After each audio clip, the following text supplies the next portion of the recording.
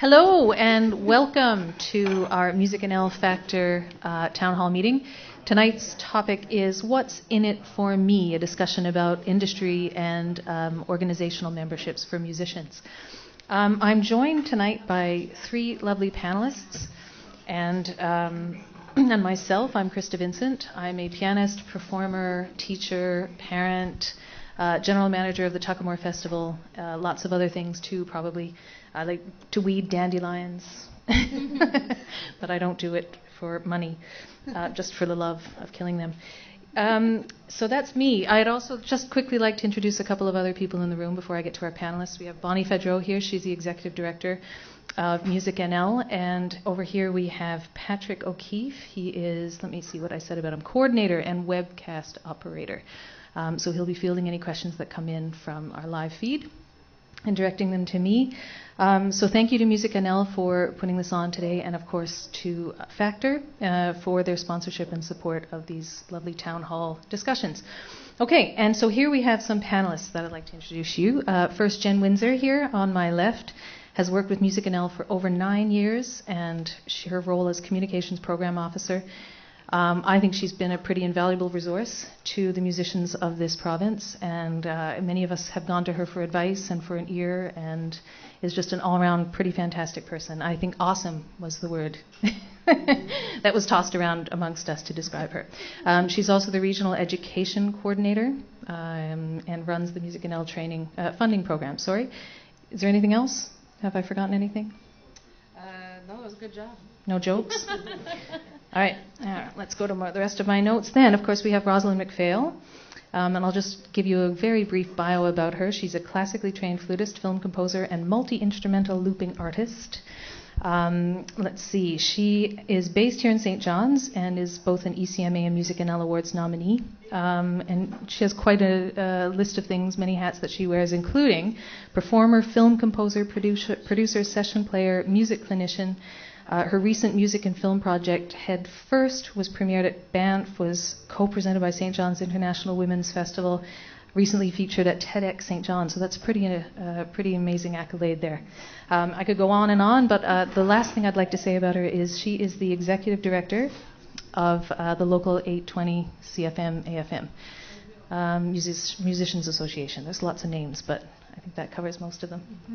And then we have Dwayne Andrews. So again, very brief bio. He is the product of a great ear, an adventurous spirit, and a love of music that is beyond category. He unites gypsy jazz of the legendary Django Reinhardt with traditional Newfoundland music, and he makes this really, really beautiful hybrid totally work. I just have here that his latest album, Raindrops, is probably available if you ever want to go and buy it. I'm sure it'll be a real treat. And so he's providing tonight the artist's perspective. He's a member of several organizations, but and also including the composers. Is it the Canadian League of Composers? Screen Composers Guild. Composers Guild? Yeah. Okay, sounds good. All right, so I think maybe I'd like to start just by opening up the floor to each of these three panelists, maybe to tell you a little bit about what they're representing, just some perspective from each of these industries, and a couple of words, just so you have an idea, a framework about what we're going to discuss a bit later. Jen, would you like to start? Talk about MusicNL and membership with your organization? Sure. Should move this in. I think probably we have some members in the room, correct? A few members.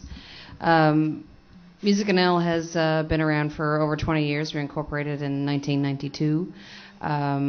We are a membership-based organization with memberships that range from a solo member to business to group, choir, etc.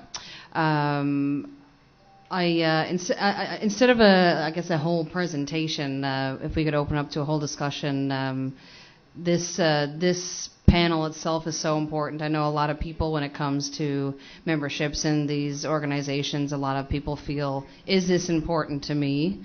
What am I paying for? Things of the sort. So hopefully by the panel you guys out there will understand the importance of the memberships. Plus, I think a lot of locally, there's a lot of questions around what the differences are between MusicNL and the CFFM or AFFM. So maybe we can get a little bit into that too. Maybe just to put a couple things in perspective, about how many members are involved with MusicNL? Currently, well, if you can look at our membership in a few different ways. So if for voting purposes, for example, a solo member is obviously only one member. We would say that a band is 4, a business is 2. So we fluctuate between like 500 to 700 members. Okay. Depending. And that's throughout Newfoundland and Labrador. It is throughout Newfoundland and Labrador. Yeah. We wish we had more members in Labrador. So Donna Roberts, if you're online there, you can get the Labrador crowd on the go because we love Labrador. But all spread throughout Newfoundland and Labrador. And what sorts of musicians would join? Realistically, the people that join MusicNL are artists that would, for the most part, do original music. A lot of people get memberships with MusicNL for our funding programs, which we have. We're very lucky that the government of Newfoundland and Labrador has been so gracious in supporting us financially. So we run 4 different funding programs right now. They are in a bit of transition, but a lot of people will access the membership for that. Of course, we run the MusicNL Week and Awards, so members can get voting privileges. They can nominate. They can be a part of the event. Access to information is probably one of the most important ones that a lot of members don't think about. Just to be on the mailing list alone and to have that access to information, things that are going out, everything, a lot of things that happen in Newfoundland, whether it be a showcase opportunity or someone's looking for a band or anything along those lines, those emails can really be invaluable and give so much information to an artist on the things that are happening. Yep. I know a lot of members will turn off their newsletter. They will actually go in their profile and say, I don't want to get the information. That to me is a little bit bonkers, but that's the most important one, really. Of course, financially we support people, so yeah. Yeah, sounds good. I think once we start talking really about the distinctions between your organization and the one that Roz is here for, that maybe we can talk a bit more about the things you do offer. Roz, so maybe I'll hand the mic over to you, or you can take your own mic. Hello. Just tell us a little bit about the CFFM, AFFM. Sure. So for Local 820, it's a small part of a way bigger picture, and the AFM runs throughout the United States as well as throughout Canada. So if you're in America, you call it the AFM. If you're in Canada, you call it the Canadian Federation of Musicians. A little different than MusicNL because we're actually membership-based. So when people pay for their fees, all of those fees go towards helping us sustain our federation. So there's a difference of government-funded and then membership-based. So we don't offer grants. That's never really been our thing. Although what we do is a lot of advocacy. And we do a lot of behind-the-closed-doors work on behalf of musicians. We offer instrument insurance, health insurance. We have a disability fund. We also help musicians when they're touring down south. So if you need a P2 visa, the best way to go touring down south is to make sure you go through us because it's substantially cheaper than going to a lawyer. Let's see, what else do we offer? There's so many things, it's kind of crazy. We have a great pension plan, and I think this is one of the things that I encourage our members to think about the most, is how to get through your vesting in your pension plan. And we also have contracts for recordings, contracts for live performance, contracts for teaching. We're setting up a contract for producing, and also accompanying Krista. So there's a whole bunch of different things that we do, but I'd say the biggest role that we have is representing musicians and speaking on behalf of the music community in numbers and really representing that. How long have you been active in the province? Gosh, Dan, when did we start? 1981. Our past president here for Local 820 is actually sitting in the room, which is fantastic. And that is a good point. Dan says it's been over 100 years that the AFM has been representing musicians, which is quite a great track record. Local 820 was founded in 1981 because up till then the representation went through Nova Scotia, and the musicians here felt they needed a local voice. So it's existed since that time, and the whole federation, which was established both in Canada and the United States, goes back over 100 years. That's cool. Thanks, Dan. That was Dan Rubin, just giving us a little bit of background about the organization. We also have Dwayne Andrews here. And so I'd love to hear what you have to say. You're kind of representing, again, a lot of different hats, a lot of different industry affiliations. Maybe you could just give us a little bit about the kind of work you do and what sort of organizations you're involved with. Well, I mean, I'm a musician, but that does, the activity varies. So, I mean, it goes from, performing, touring, playing gigs, writing music, making records, so both on the production side, my own records, but also other people's records, giving them a hand, going through that whole process. There's the whole business side of doing those things, so as well, like being your own agent, being your own accountant, being your own manager, being your own publicist. I mean, you have a little bit of, I guess I'm an independent musician in today's world. And then I also do like a fair bit of film work as well, which is kind of a different, just another branch on the tree of what I do to make a living as a musician. Right. So at a certain point, you have to sit down and look at all the things that you do and decide, well, who do I want to affiliate myself with? Yeah. Well, so I've been thinking about this whole topic and just organizations and just the situation in general. And I mean, just one thing is that it's great to see so many different organizations because support is a great thing. But then I guess what everyone needs to figure out is what support they need. So not all these organizations are actually relevant to you. But I would say even most of them are, and then it depends how much of your own resources you have to put into them. And so the more you understand who you are as a musician and what you want to do, then the more you can figure out which organizations will work best for you. So you would say probably the best weapon you can have is your own research, to research what you do and what you want to do and how you can best take advantage. Definitely, yeah. And there's a pretty diverse, you get things like MusicNL is a fine example, and I feel I'm a child of MusicNL, I've gotten incredible support from even before my first album, which was 10 or 11 years ago. But something like MusicNL, you get education. There's so much just insight and because now we have the fabulous Bonnie with us, but even with Dennis, back in the early days of MusicNL and stuff, someone who has all this experience and understanding and network, and so that all the different people involved with MusicNL bring that to the organization. So they've been a great source of just understanding, for me. But then as well, there's the funding side of things with MusicNL, both from getting out and touring and from making records. Those are the two sort of fundamental parts of being a touring and recording musician, which is what most people are striving to do, I would think. So there's that part of it as well. And then there's also, you look at the advocacy on a government level, so they can actually help encourage support for the arts in general and just be another voice, for that type of support. So that's just MusicNL. Then you look at things. Maybe you go out from there. You look at something like the ECMA, which is again is a similar type of organization. They do great things with their international program, and they do this export training workshop. So again, there's all these. They're not so much sources for funding and all that, but they work almost as a little bit of an umbrella for all the regional, provincial associations.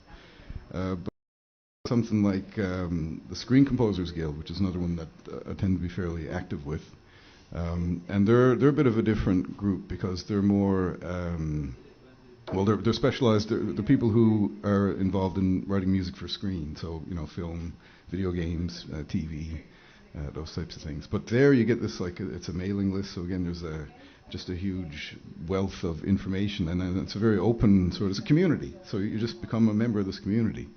But I mean, with that one, for example, there is a yearly membership fee. So then you got to decide if that fee is worth the information that you're getting from it.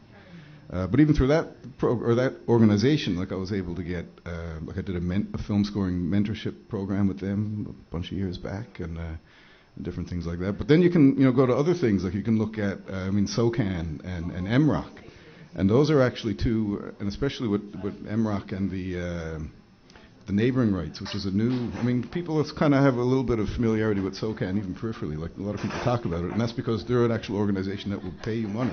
Well, it's royalties that you earn, they collect it for musicians. But SOCAN is focused on the creators, so the songwriters and the publishers. But the new one that's actually at a point where they're starting to pay out in a similar way that SOCAN does is the MROC and neighboring rights. And they kind of shadow, it's like it somewhat mirrors what SOCAN does. So they can collect royalties from radio and different organizations that use music, but this time it's for performers. So if you perform on a recording, you actually are entitled to royalties. And this is a new thing. Just take me back for 1 second here. We've got SOCAN and we've got MROC. Yeah. So SOCAN is for music publishing. Yes. And MROC, what does that stand for? Is MROC, Bonnie, is that musician royalty? It's Musicians' Rights Organization of Canada. But essentially, if you perform on a recording session, then you are, I guess, entitled to royalties based on that simple fact that you. But now I don't know. It's on the broadcast of the master, but if you play on that master, that's how you earn the royalty. So the simple if you're way a member. Even if you're not a member. No, even if you're not. Yeah, and they but you have to be a member to collect. Yeah, you have to be a member to collect, and it's also a different. I think it's like 80% if you're the featured performer, and 20% if you're a side person. That's correct. But so that means any recording that you play on, if it's been on the radio, or if it gets use, that MROC tracks, then they have money for you. Great, yeah. But that's been a new one, and I've actually gotten a couple of MROC checks recently, because I sent all my catalog into them maybe 3 years ago. So tell me, what's the process to...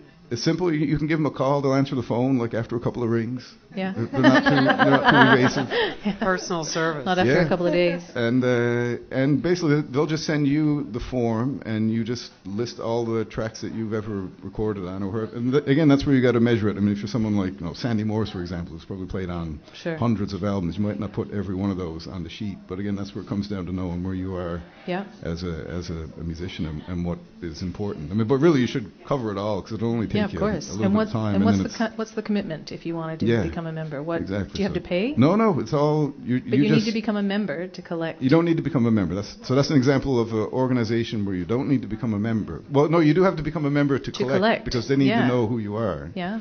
But it's not necessarily about membership. It's about the repertoire. They can't actually pay out the money, even if they know. If they know Dwayne, if they know Dwayne, but he isn't signed up, it doesn't matter. They don't have the right, because they're an agency and they only work on behalf of whoever is signed up. Right. So that's how the process works. So you have to fill out the forms, and you're better off to start with your high-income artists, the masters that you've played on. Start with the ones that are generating the most revenue and or getting the most attention. Right. So if you have a pretty extensive catalog and you want to bother to do all that, make all that kind of note taking, submit that, become a member. There's definite membership benefits too. Yeah, but again, it'll take you maybe an hour, to do it, and then you got to time. If Dwayne played on Great Big Sea, then that would be the one he should register first, because it's going to be the highest income earner and get the most broadcast. Yeah. But they also do give you a report every time they, I think sometimes it might be annually or semi-annually or quarterly, but they'll send a report of how all your royalties were calculated as well, so you can see what's happening. I've got a comment here from Dan Rubin. Just a footnote about the neighboring rights is the reason that we have neighboring rights in Canada is because the AFM lobbied very hard for 10 years and got it put into law at the federal level. So that's a really important point, I think, about membership benefits. It's advocacy. And Roz, you were talking about that a little earlier, about the CFFM, AFFM, and the kind of advocacy power when, you know, people are all part of one organization and you have one voice. Do you want to speak to that a little? Sure. Actually, I'm just going to do this. You can take this one too, Roz.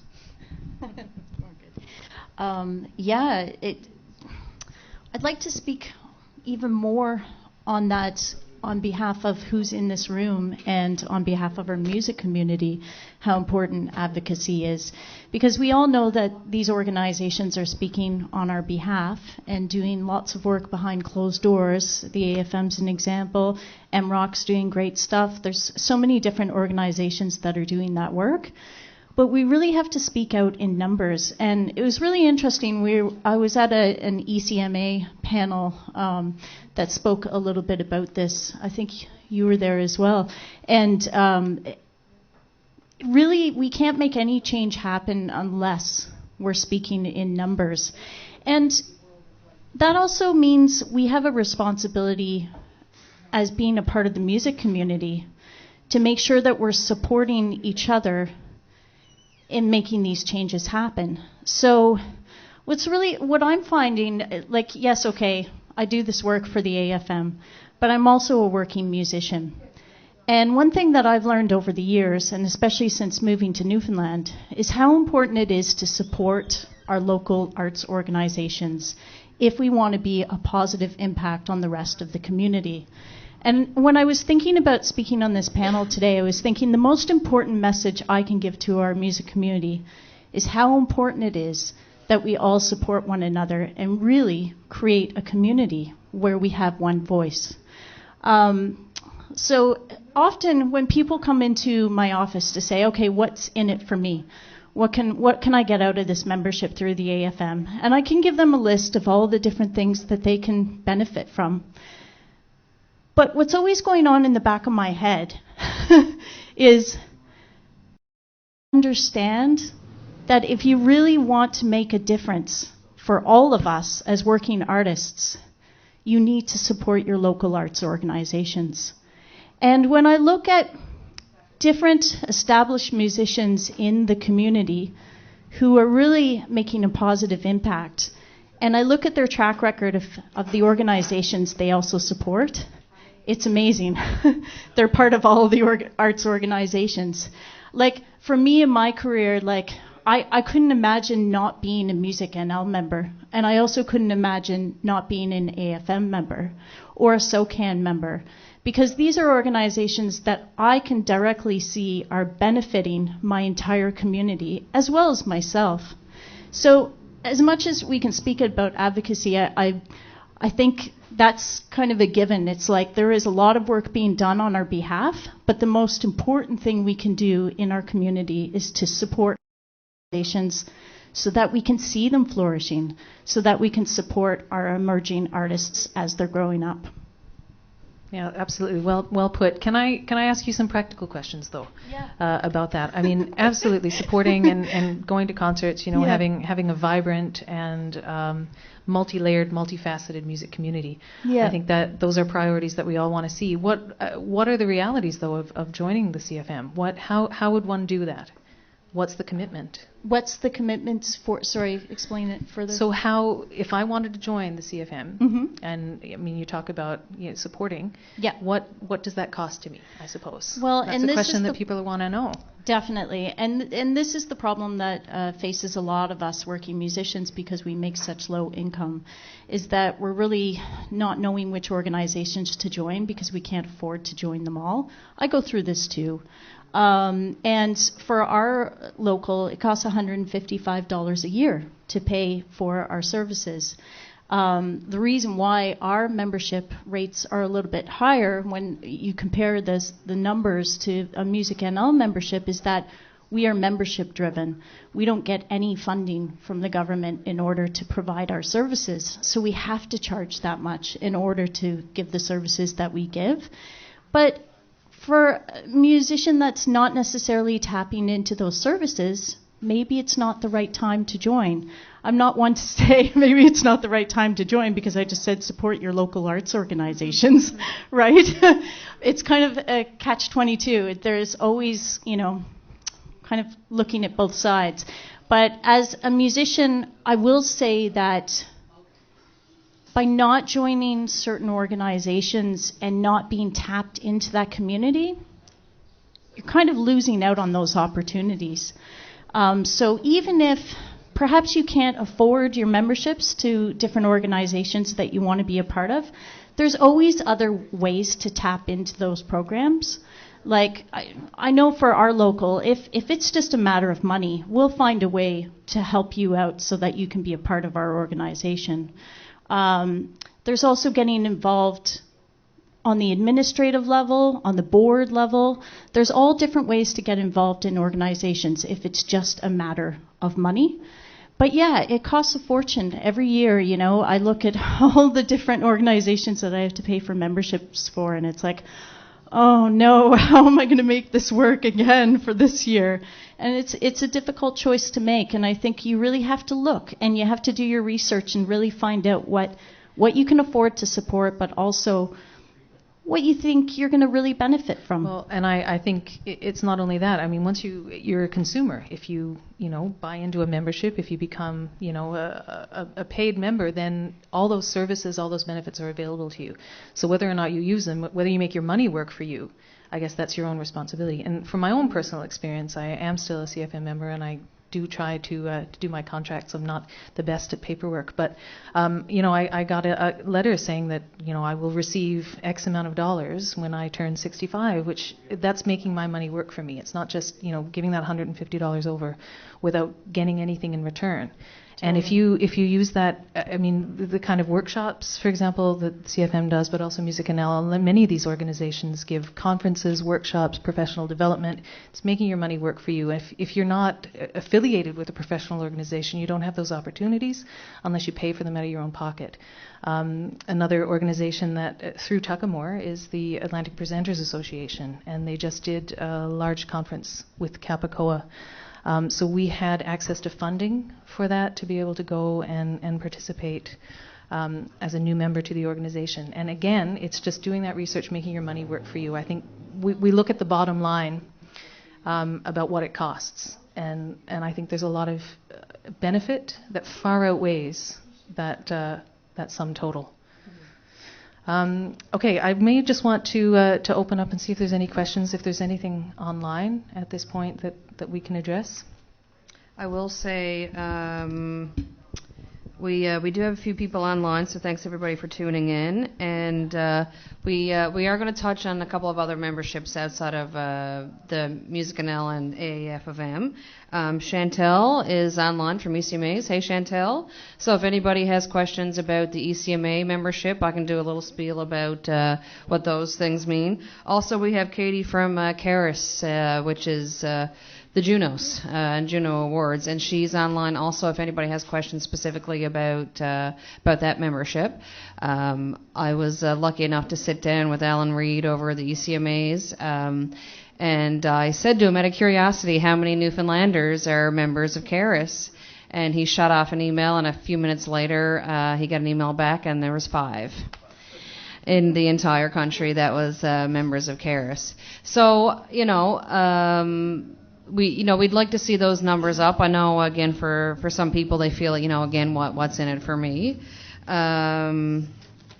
Is there any questions or anything? Should I do a little ECMA thing? And that one over here? Sure. I've never heard of Caris. What is Caris? Caris is, the acronym is, I want to say, the Canadian Academy of Recording Arts and Sciences. I was afraid I was going to get it wrong. To be eligible to be a member there, you must be actively working in the Canadian music industry and hold a birth certificate, passport, or you need to live in Canada in a nutshell. It costs $75. Academy delegates are eligible to vote for the Juno Awards. And there's 2 different rounds that you can access. Voting is an important part of the awards process. They feel that every person involved in the Canadian music industry should be participating to ensure a industry-driven voting process.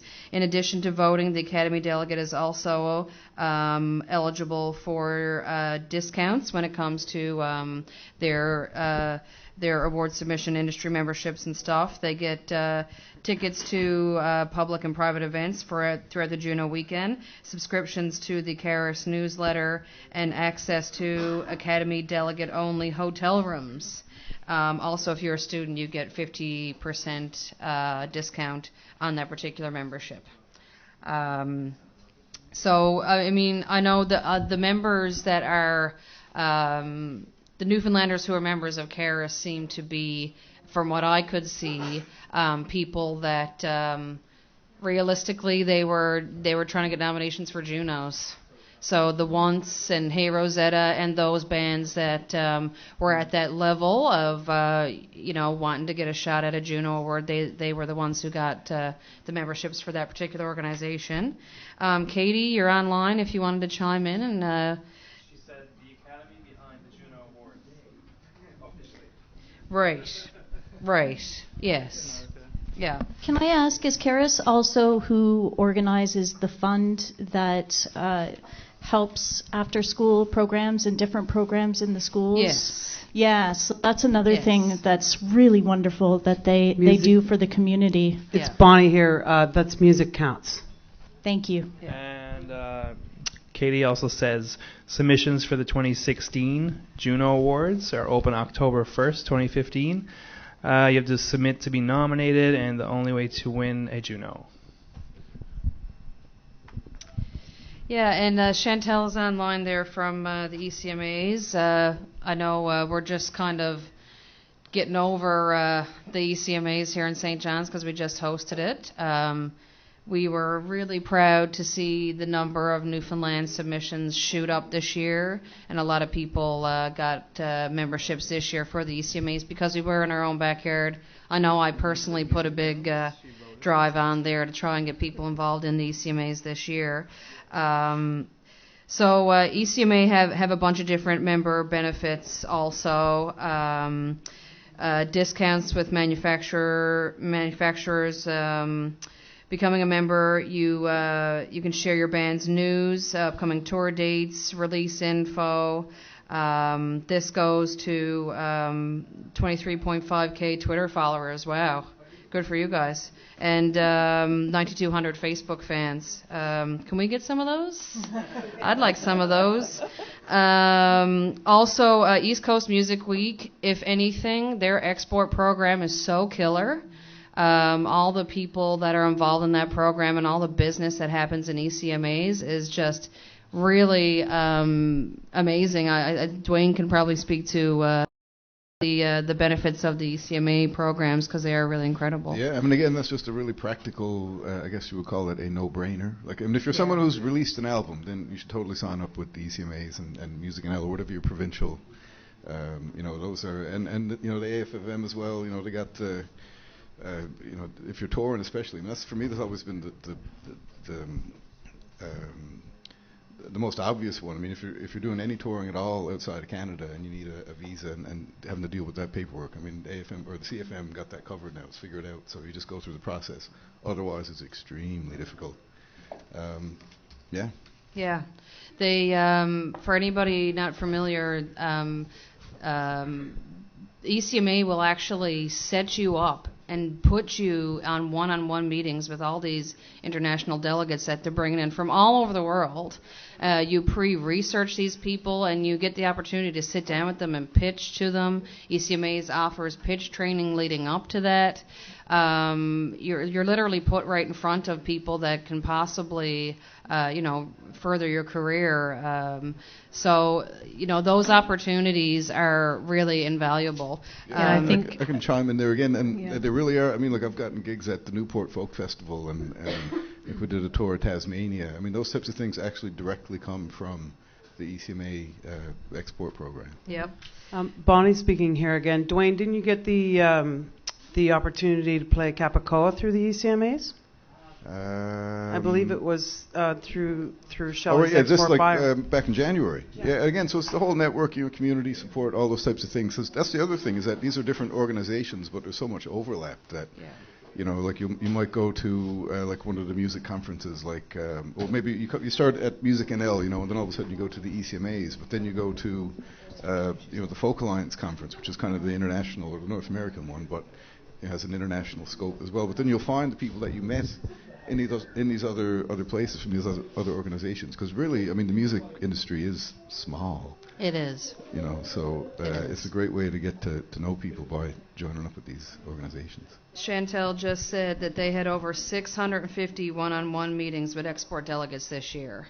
That was, that was set up by the amazing Shelley Nordstrom.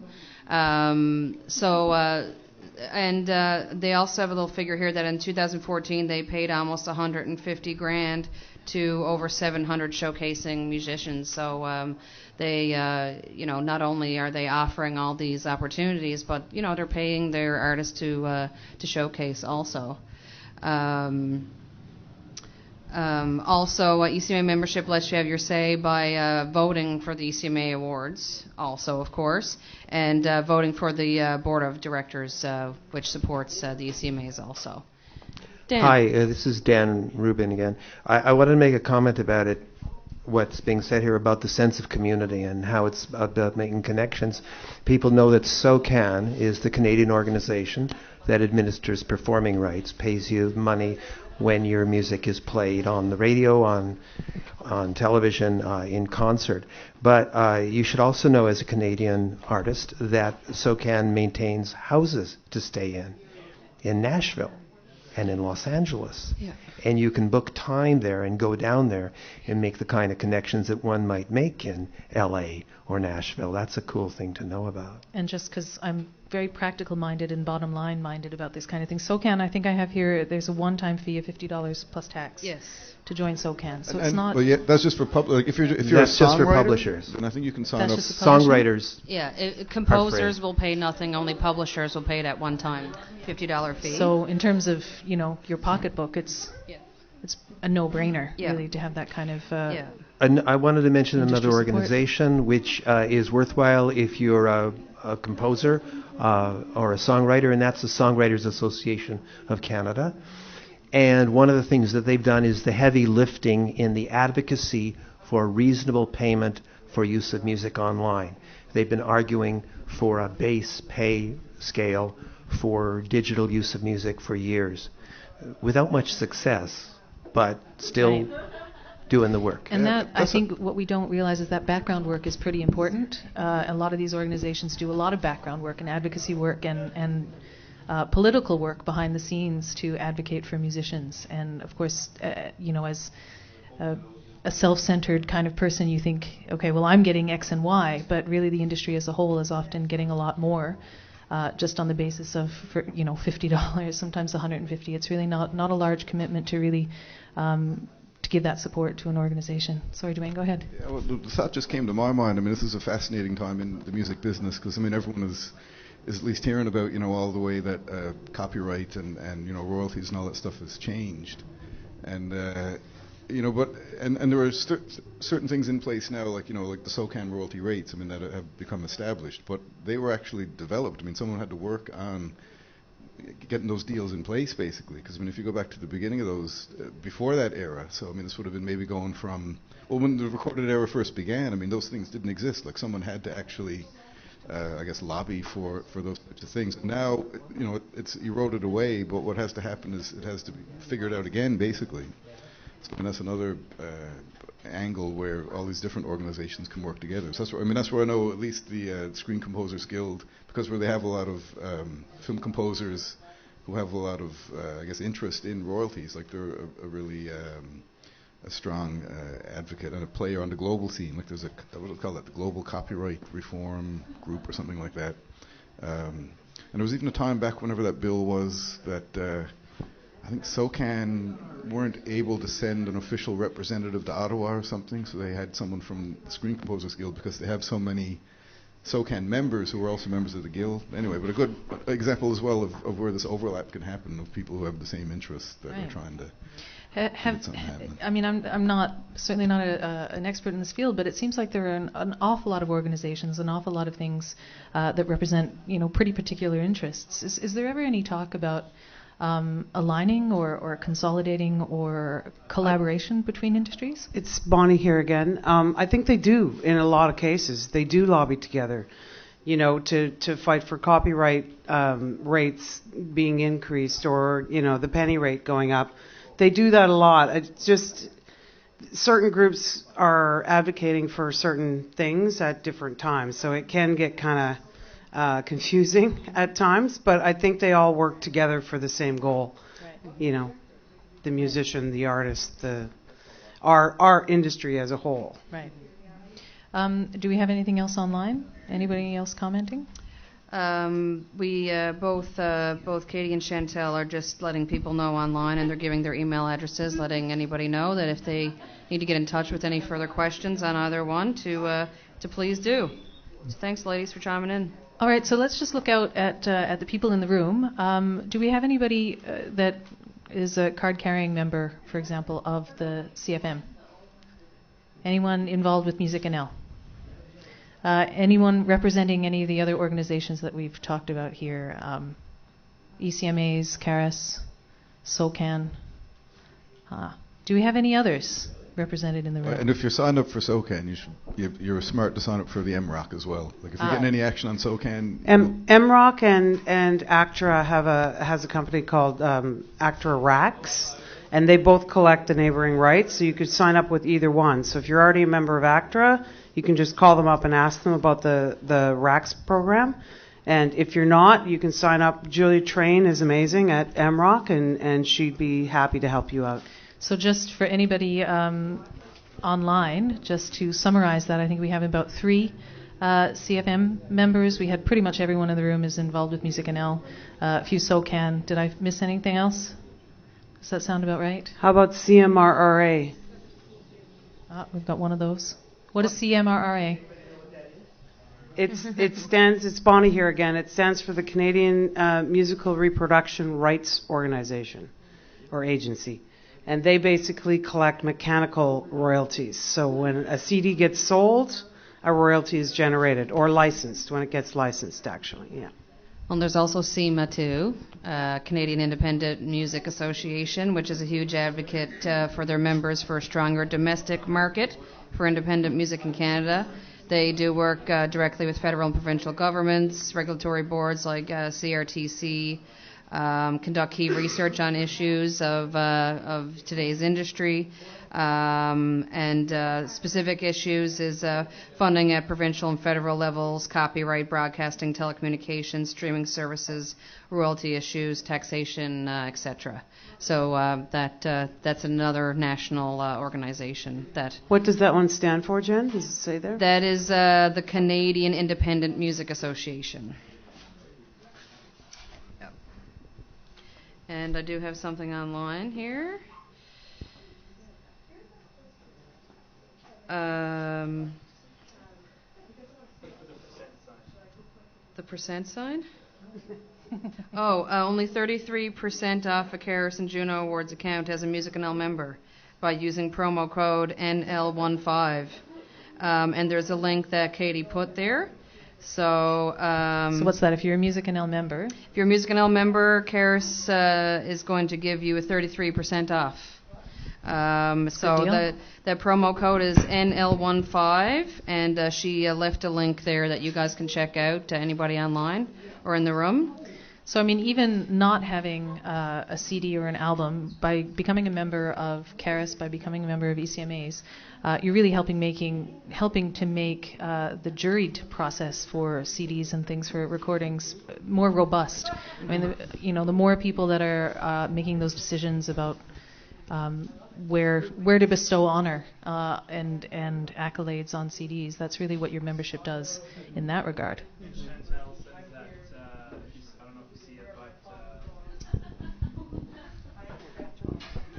Chantel from ECMA also says that they also have very low student rates at $25 a year. Yeah, and you also get 25% off an ECMA membership if you're a MusicNL member. So there's that discount there also. Dan Rubin here. So after spending 6 years helping relaunch the CFM local here, along with people like Sandy Morris and Pamela Morgan and Kirk Newhook and all of us Chris Ledrew, all of us who said we have to have a local here because it was non-functional. It was dead in the water 8 years ago. And what I learned in those 6 years was that for the most part, and this is not just Newfoundland musicians, but musicians, Canadian musicians, but especially Newfoundland musicians, we're stunned. We're stunned about the fact that when we start earning money by doing our music, when we sell that CD or get up on the stage and get played, we've crossed a line, and we're professionals.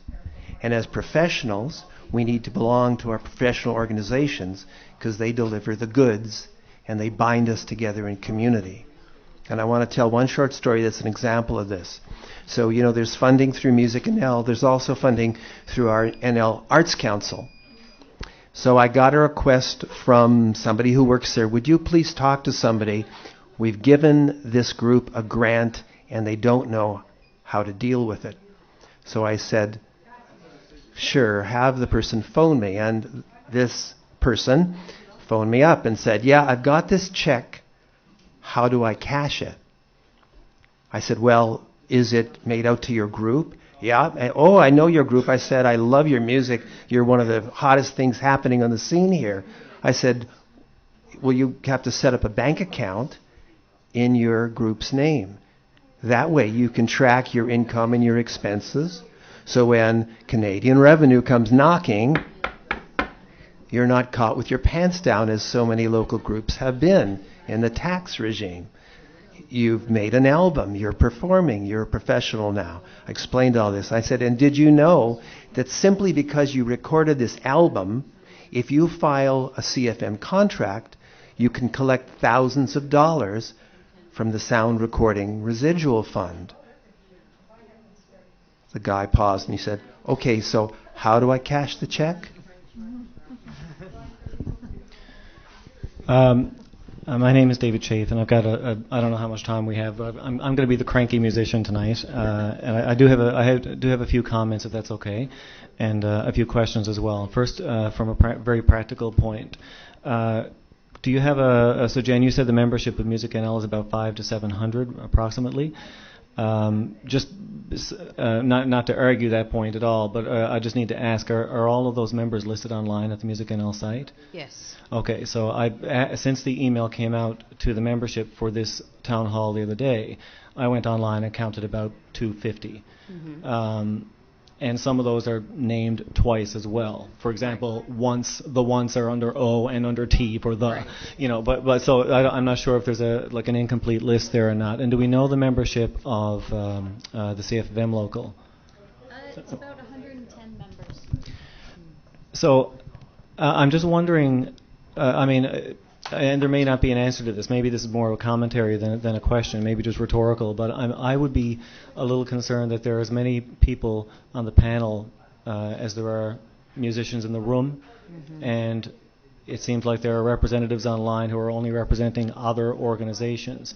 So I just wonder if anybody has a comment on, and this is actually related to another point I'm going to make in a second in response to what Dan just said, on whether there's a concern for the low turnout tonight, whether it's confusion or apathy or busyness or before tonight maybe a lack of communication. I will, with respect to my colleague Dan, take strong exception to the fact that Newfoundland musicians are stunned.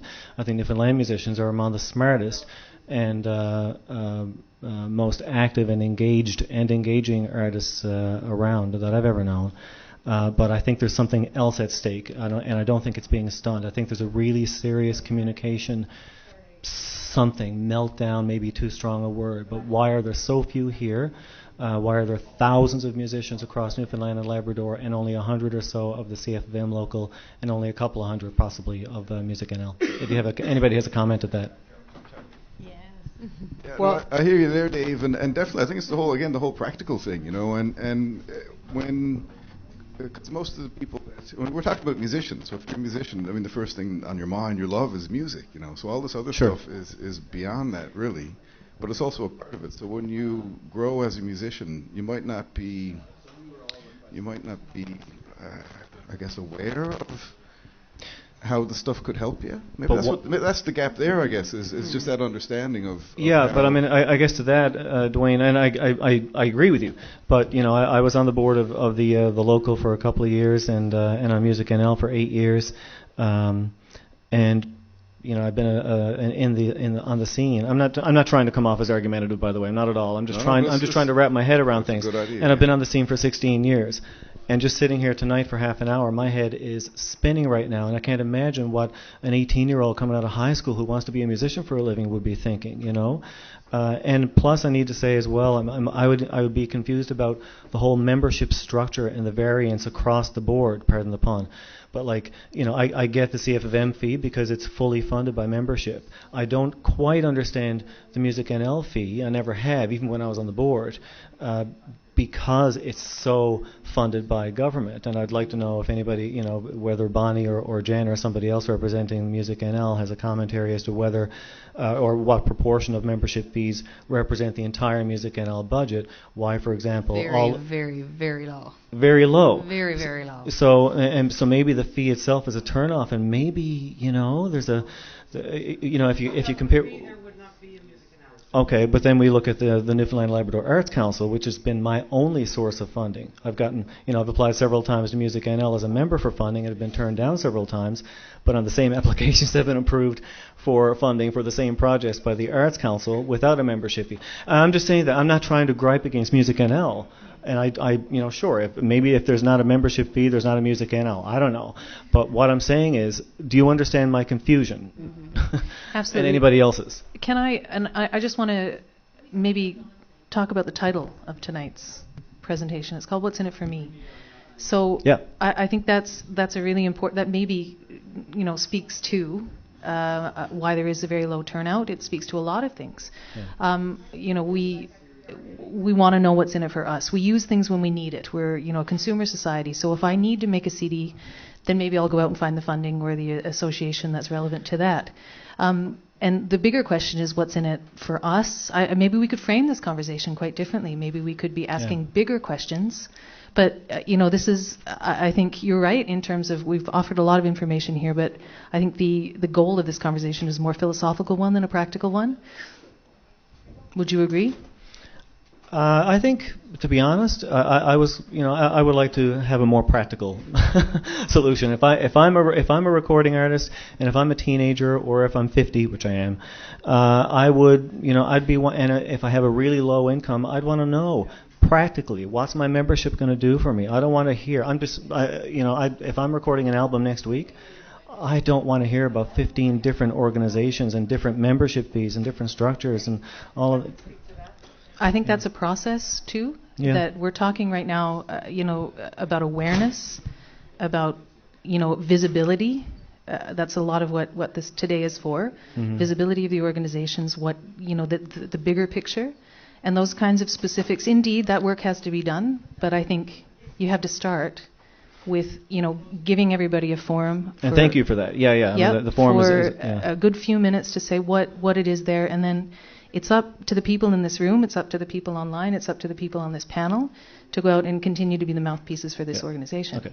Yep. Well said. I just kind of had to say that because that's what was just only as a musician, not as a past board of this or that.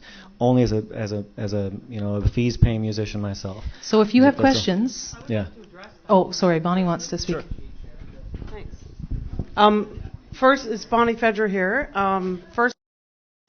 There's a low turnout, but at the same time, we just started. This is, Jen, our third town hall, or third or fourth? Fourth, actually. Fourth. And so it's a brand new initiative that just started in December. So we're growing it. Patrick, I think there was the first time we did it, there was 50 views. Within 3 weeks, there was over 100, right? because we post them online on our YouTube page, and you can watch it back again. So if you watch the one on publishing, or if you missed the one on publishing, you can go back and view it again and again until you get what that is going to do for you. If you want to sign up, you can call Jen or I or Patrick any day of the week and get more information from us. That's what we're there for. You can book appointments, come in, and we will sit down. If there's something you don't understand, we will help you walk through it. That's whether it's grant writing, whether it's setting up a factor portal, whether it's filling out the MROC forms, which sometimes can be confusing. Roz can sit down and explain to you what the AFM can do. They are dropping in and doing that, more so probably now than ever. Sorry to interrupt, Bonnie, but I do want to emphasize that with all of these organizations, a lot of musicians won't call us because they think they have to be members to gain advice. No. Please call us. Please email us. We're not going to charge you for that. We want to help you. We're always here to support you. So please pick up the phone. You don't have to be a member to obtain that advice from us or to help us guide you with your careers or any questions that you have. It's good value, really. And David, I totally... it's disappointing, frankly, and I mean, we got about 25 people online, but frankly, it is disappointing how hard we work as industry people, and we put this information out there to people, and when people don't show up or they don't participate, it is discouraging, Right. Yeah. Yes, it is discouraging, and and at the same time, it's frustrating because the same people who aren't tuning in and aren't here are the same people that come and complain. You know what I mean? Both organizations. Yeah, for example, one of our town hall meetings was all about the restructure of our funding programs, and we put out surveys and we did town halls and we asked for feedback. And, a few did, but of the membership, the percentage of feedback was actually very small. But again, that's the same people that are going to complain. The same ones that don't put their album in for awards consideration, but then they're like, why didn't I get a nomination? So it's, if an artist is active in their memberships and active in their own career and take responsibility for their own career and take this industry for what it is, because it is a business at the end of the day. We are the music business. And if you are a serious artist and serious about your career and you're not a member of these associations, then in my opinion, you're not serious about your career. You're not doing it the right way. You pay $50 for membership at MusicNL and you get that money back tenfold in the first month if you are active. And that's a fact. Even if you apply for funding programs and say you don't get them, if you travel to ECMAs, you get that money back automatically. Or to MusicNL Week, you get that money back automatically. That's only financially what you're getting back right away. And same thing with CF of M. If you are active in that membership, you're getting that money back tenfold right off the bat. But if you're one of those members that aren't going to be active and take your career seriously, then there's not much else we can do for you, really. Amen, Jen. About the active band thing, I guess, this is all about trying to get new people to start joining and stuff, and it's $120 to join, and for 6 months you can't apply for grants, so that's half the year, so I guess $60 that you pay to not do anything. And I was just wondering, besides the grants, which I don't know, I sent, I think, Pat an email in March when the grants are for this year, there's usually 2 a year, and he said there isn't. And when this was posted, town hall meeting is going to go on, I checked the website again, and there's still, I don't know, the dates for recording grants and stuff. Well, we are at the mercy of provincial government. The budget just came down a few weeks ago, and until the provincial government signs off the money and says, here it is, and it goes in the bank, we can't put out programs for money that we're not guaranteed. Right. In saying that, the word is that we will get that money, and we'll offer it out there as soon as it's available, and we just can't do that until those loose ends are tied up. Right. Oh yeah, no, Yeah. totally. But it's just like, so I guess if you don't know about the grants, like say your band now doesn't know when the grants can go on, like what I guess are the things that you guys can do for bands and stuff, for musicians? I can speak on behalf of somebody who benefits from MusicNL. I can't stress enough how amazing MusicNL has been, aside from the grants. The number of times I go in and just ask questions, like right now as members, I hope that you guys have at least made sure you have a profile on the MusicNL page and that everything's up to date. You can sit in their office and you can actually do some of your business work, and they're right there to answer any of your questions. I've actually been trying to go every couple of weeks and just sit down and hammer out some work that I can't get done at home. And that's been immensely beneficial for me. It's the networking opportunities, and first and foremost, it's supporting your community so that we can make a difference for you and our entire community. This is Dan Rubin. I want to say that the artists that you see that are really cutting it, that are out there touring, the Once and Hey Rosetta and Amelia Curran, they've been at it for years. So you have to have this long arc in mind. Don't be looking for instant payback. Looking for building these kinds of relationships, the long curve of learning about your rights, because it is hugely complicated. And when I say people are stunned, I think that's what I mean, is that this is a hard learning curve. There's 9 different royalty streams, and you got to figure them all out and register for them and join those organizations. Wow. Robert Buck, who runs Atlantic DVD and Disc, says the musicians are artists. They all know that the business stuff is there, but it's like the boogeyman in the basement. They all know it's there, they just don't want to go talk to it. So that's what we've got to do. And the great thing, and that's what Jen is saying, and that's what Roz is saying, is that we can help each other do that. Yeah. But I guess like what I'm more asking for is like the bands that are like before they've gotten to the Once and Heroes that are like touring and all that stuff. Like what like is there to do to like get you to that point? You know what I mean? Before you're just paying for membership and membership. Come in and talk to us. Tell us what your goals are. Tell us what you want to achieve. It's Bonnie Fedra here, by the way. I'm happy to sit down with you. I've done everything from music supervision to A&R to management to whatever. So, Jen's done a million things. Patrick has done a million things. We're all there to help. If you don't know where to go, then we can help you maybe brainstorm and just figure it out. Just book an appointment, come in, bring your laptop. If you want to, get your portal set up at Factor so you can apply for money there, we're happy to help you with that. Any time. As members. I think the answer to that question would be different for every member. Yeah. It really would. So the first thing I always say when somebody comes in, it's like, well, where are you in your career? What have you done? What haven't you done? And really, it depends on where the artist is in their career to what the membership benefits can realistically be. A brand new artist, I would push, applying for showcases and taking in workshop opportunities and going that route. Whereas a more established artist, I'd probably start talking about the funding programs and other memberships and opportunities. So really, it depends. And like Bonnie said, it's a matter of probably that one-on-one individual time.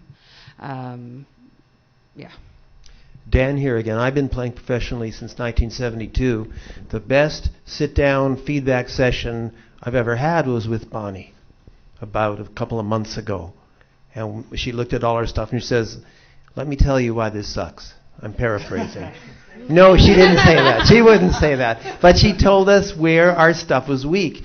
Because so much of it as an artist is not just about what you write or what you perform. It's how you tell your story. Isn't that right? Yes. And that's presentation. And I work professionally as a publicist. But my stuff needed a bootstrap. And the way I found that out in a clear enough fashion so I could bootstrap it was sitting and listening to Bonnie. I have something to add to that too. Patrick Patrick's really silent, but Patrick is an extremely gifted person at MusicNL, and I have discovered this. He's really good with gear, and I don't mean the drugs. He's like really good with it, so he's like a real geek. But the other thing, he's like got a real sense for electronic music. And recently I applied for the Red Bull Music Academy. Now, fingers are crossed that I get it, but like it was a huge, huge application. It was so important to me that I did well on this application. I want to go to Paris. And Patrick, I knew Patrick was the man to pass this application by and get his sense of whether I was doing the right thing. And I actually passed it by him 3 times, and he actually read through all of 52 questions and all of the answers, and like gave me some really, really solid advice. So I may sit in the local 820 office and, you know, help everybody else out, but MusicNL is also helping me out. And that's kind of what I'm trying to get at here, is that like we're all connected and we're all here to support one another, and that's what's awesome about Newfoundland and about, you know, the Canadian music community in general. But it's like we've got to get away from this what's in it for me mentality, because no matter what stage you're at, if you ask those questions, there's going to be someone who can help you out.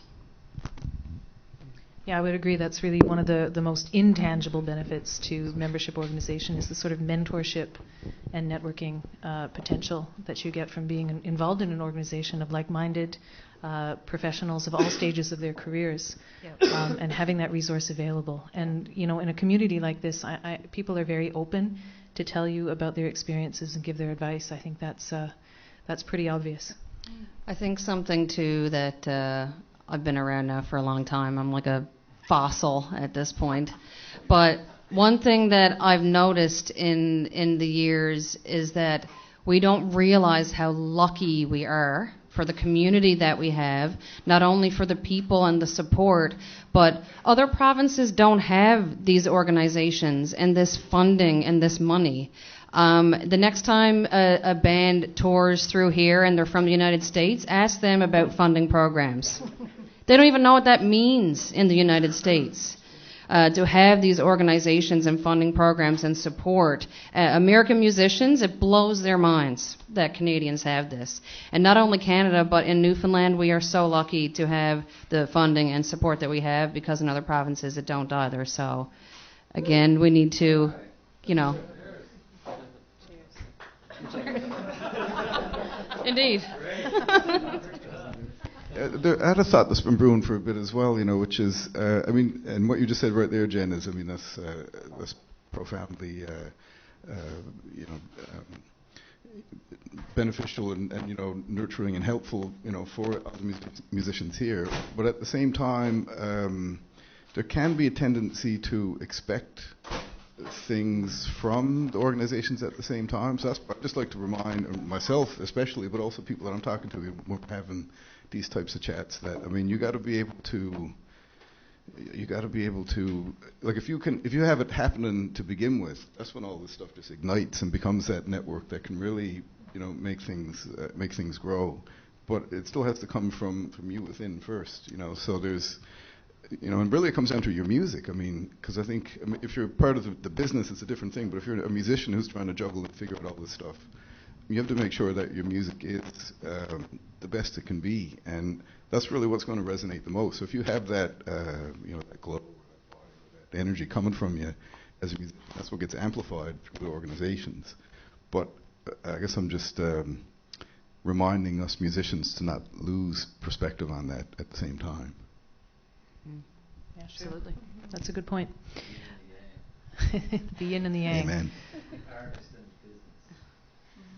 Yeah, and the idea that professional organizations, you know, only take you as far as you take yourself. I suppose if you have a professional mindset, if you're organized and really treat this as a business and not just a hobby or a part-time incidental thing that you do, but really take yourself seriously, I think then that's where the benefits come from being involved in having these kinds of communities of musicians together. I don't know. I'm not sure how we're doing with time. If we have anything else online that we should bring forward, or any other questions in the room? Any other questions in the room, for sure. Oh. You're fishing? Okay. My best answer to what's in it for me as a member of the CFM, and I'm a huge fan of MusicNL. I've never received funding from MusicNL myself, but I'm still a huge fan. I've managed artists who've gotten full funding for demos and albums and touring and that. But I'm collecting the pension. That's an awesome thing. I stepped on my best bow at the MusicNL conference in Gander last year and broke it in half. This is a $1,500 bow. I had insurance. It was replaced. Third thing is, and this is the one that I want to talk about, there is something called the Sound Recording Labor Agreement Special Payments Fund, the SPF.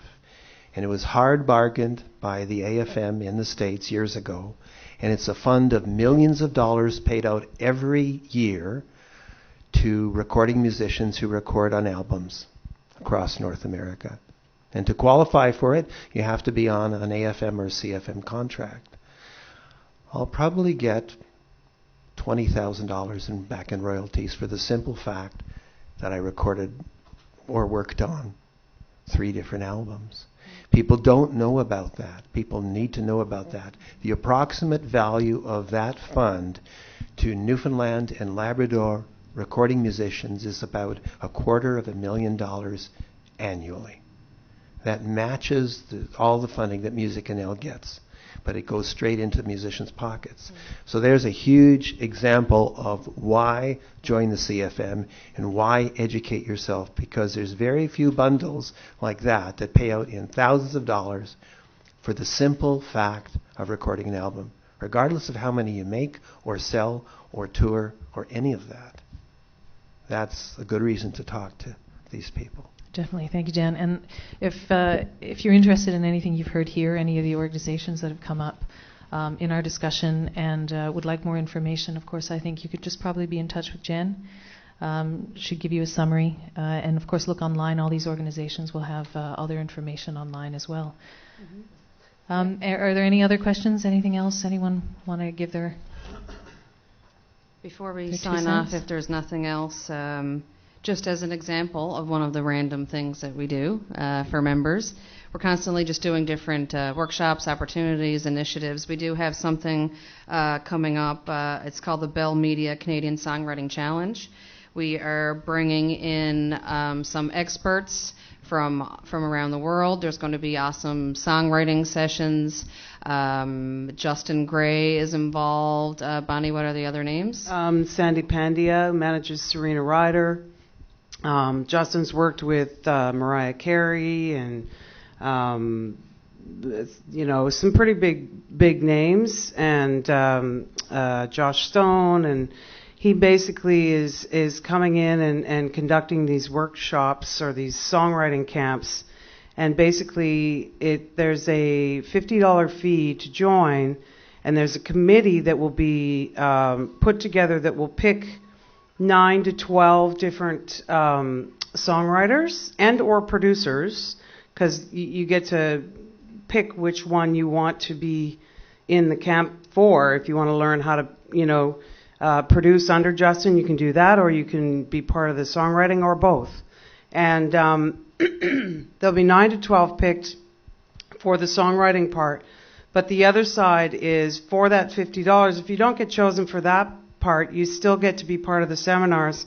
And then at the end on Sunday night, we're going to have a songwriting circle at the levee, and basically all the songwriters are going to perform the songs that they wrote that weekend. So it's a pretty exciting event. We're going to be Skyping in some A&R folks, some music supervisors, and some publishers. So, I encourage everybody to sign up and apply. The deadline, I think, is June 1st. And There's forms right there on that table beside Dan if anybody wants to take one home. And you can go to our Facebook to find more info. And Facebook, we have posts about this as well, so you can log in, go to our posts, and see what we've linked to, like a PDF, what Jen has here, you can fill out online, you can apply online, so all this kind of thing. So. And feel free to call Jen or myself if anybody has any further questions. The form itself is fairly simple, but if you have more questions about how it all works, we're happy to answer them. Great. Well, thank you. Thank you, everyone who came out here tonight. Thank you, everyone online. I'd like to say a big thank you to Jen Windsor, to Rosalind McPhail, to Dwayne Andrews. I hope you enjoyed this and have lots of questions, and just let's continue these discussions. And that's it. Well, and before we sign off, I want to say thanks to Krista Vincent, who is actually the person who gave us the idea for this. Bonnie and her were at, Contact East or Capicoa, and just started talking about, discussion of the importance of membership. So thanks, Krista, for the idea. Yes. My pleasure. Thank you. And for moderating. And thanks to everybody online for tuning in. Stay tuned for our next town hall session. And thanks to these two for being awesome. Rosalind and Dwayne, Patrick, of course, and thanks to everybody tuning in and who came here. Let's hope that maybe this discussion will spike more people to actually get involved to the town halls and take part. Our next town hall will most likely be on all the program changes, so stay tuned for that. Couple of last minute things. Your conclusion. Thanks, Patrick. It's ruined. The conclusion is ruined. Or we can get back to them later. It's up to you. There's just a couple people asking some questions about that songwriting challenge that we mentioned. Doc, maybe you can give us a call tomorrow, 754-2574. You can email us at info@musicnl.ca, and we can get into those details. All right? Thanks, everybody. Thank you.